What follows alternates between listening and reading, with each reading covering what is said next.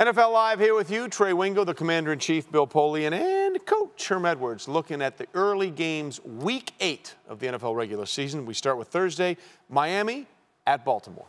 Miami, they have too much offense, and Baltimore doesn't have enough. Yeah. I'm going to go with Baltimore. Really? I like the way Baltimore plays at home, especially defensively, and we know one thing about the Dolphins. They get behind, and when they get behind, they have to throw the football. That's the strength of this defense, taking the ball away. All right, we'll see what happens. Matt Moore will be at quarterback for the Dolphins, and this is an offensive game that may set that part of football back quite a bit. Miami's 31st, Baltimore's 32nd in total offense.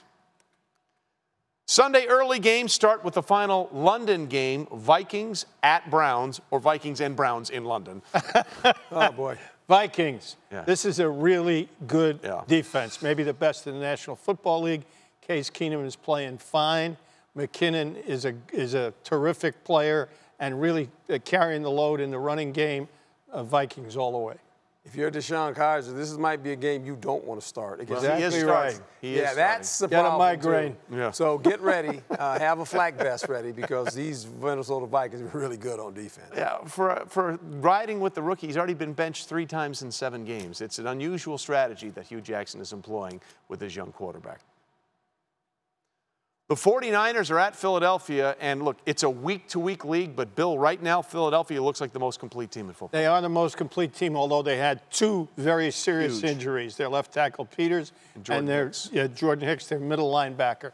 So let's see how they handle that, but it's against the 49ers, so I'm going Eagles. I'm going to go, well, you're asking the Eagle. I'm going with the Eagles, obviously. And you know one thing they've been able to do, though, what I like about them, they get off to early leads. They play with a lead early.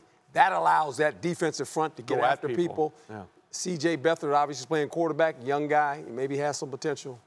That's a bad front to have to deal with when you're passing the football. You got Fletcher Cox and Chris Long and everybody, and Malcolm Jenkins making plays on the backside. And Wentz, of course, leads the NFL with 17 touchdown passes. Well, the Buffalo Bills have not lost at home, and the Raiders come to town off the mini-bye, having made the big upset win last Thursday over the Kansas City Chiefs. And Buffalo is a hard place to play. Yes, it is. And the weather might not be too good this weekend. Correct.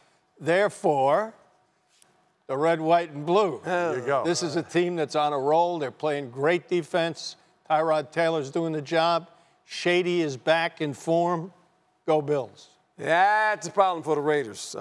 You know, it took 2 penalties for them to win at home against the Kansas City Chiefs team that moved the ball up and down the field.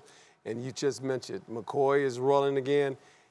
Look, it's bad to play in Buffalo. It's a hard place. I remember going there in September. It's beautiful. And it was snow flurries in September. I said, this is just a bad place Beautiful. to play. Yeah, go with Buffalo. As Bill always told me about Buffalo, the Miami of the North. Well, the Colts are at Cincinnati, and the Colts just seem broken right now. They are broken, unfortunately. The offensive line is in disarray. Cincinnati can rush the passer. Yes, they can. As can Jacksonville, and Jacksonville got them for 10 sacks. The secondary is a mess, and Cincinnati has good wide receivers and a good quarterback, so I'm going with the Bengals. Well, Bill just said it. Cincinnati does have a good defense, top 5 defense, by the way, and they're looking at that sack reel. These guys are like, okay. They know this is what you call, I hate to say this in pro football, could be a stat game. Stat game? This is a homecoming, a get-right game? Yes, a stat Get-right game for Cincinnati? There'll be some defensive linemen chomping at the bit. Absolutely, and A.J. Green chomping at going at that Colts secondary, no question. Carolina Panthers are at Tampa Bay. I like Tampa Bay. Okay. I think they're due. They have a pretty good offense. They can run it. They got some big play receivers, including their rookie tight end. Jameis is a little banged up, but he's playing hurt. The defense has to measure up. The defense has to show up. But at home, I like the Bucs. I'm going to go with Carolina. All of a sudden, they're in this race that's uncomfortable. Saints are playing better. 4-2. You know, even though Atlanta's struggling, still Atlanta's Atlanta. This is a team that all of a sudden they know, you know, we need to beat these guys. We can't keep losing games. That's never good, especially in the second half of the season. Kuechly's back. I go with Carolina.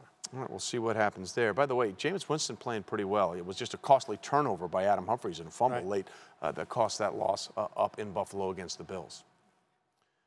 The New Orleans Saints started 0-2. They've put together 4 straight wins. Now they're at home taking on Mitchell Trubisky and the Bears.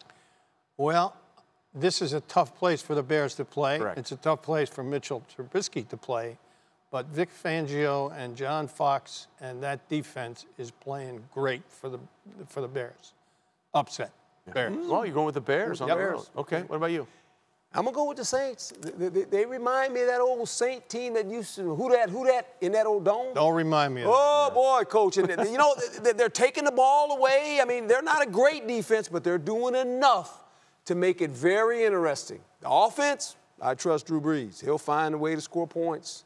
That defense is starting to pick it up. Home field advantage is starting to simmer again for these guys. You know what you just did to Bill, right? You just mentioned the who dat say. That's like someone saying, hey, man, that Raiders team that won Super Bowl 15, they were a great team to you. Well, that's exactly what you just did to Bill Foley. Bill knows I didn't take it. All right. I love it. All right, Just checking, man. Just checking.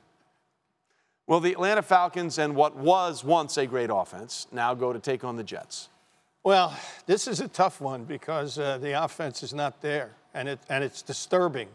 But I do think that they have enough on defense to stifle the Jets and sneak one out there in the Meadowlands. Boy, they need a win. Yeah, they need a win, and I agree with Bill.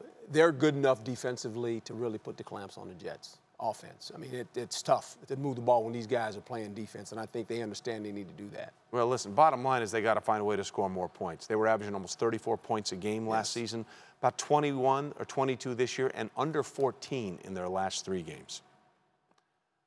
And the San Diego Chargers travel to Foxborough to take on the Patriots. You're calling this game, so don't pick it. Just tell me what you think will be the keys. The keys for San Diego: run the ball, protect well.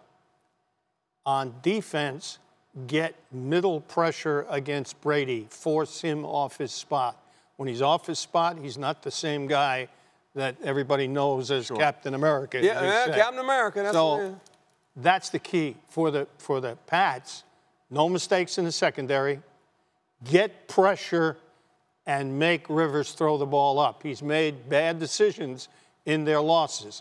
Make him make bad decisions, and at home win the kicking game, which they almost always do. Right. Yeah. You know, Brady always makes quarterbacks feel like they got to keep up with him, especially the ones that have been in the league a long time, that are accomplished players. And he gets you a little out of whack. He gets you competing against Brady rather than trying to win the game. That's a problem for Phillip Rivers. This New England defense has gotten a little bit better. They were pretty good last week, and I think they continue to build on that at home. They find a way to look.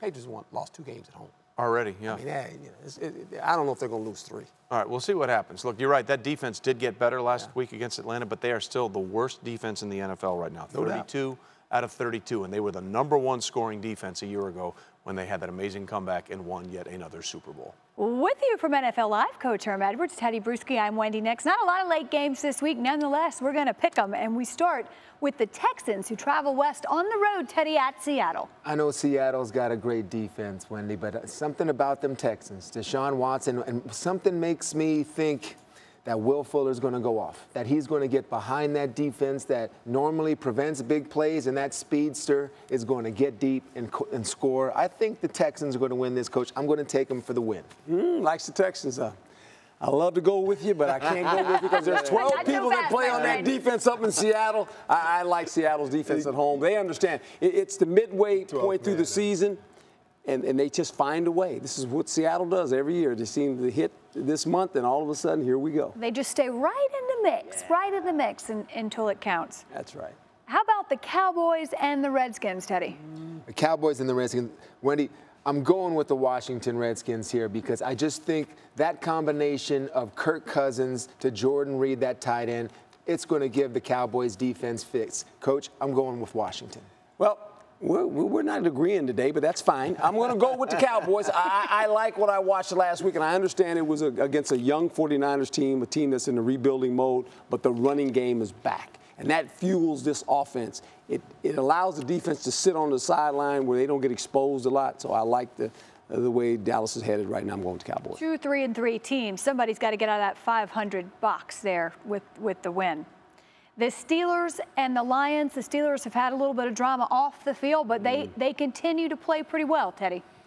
You know, the Detroit Lions coming off a bye. Amir Abdullah's due for some explosive plays. I know that Steeler defense is doing well, especially against the pass. But I think in the run they can be taken advantage of.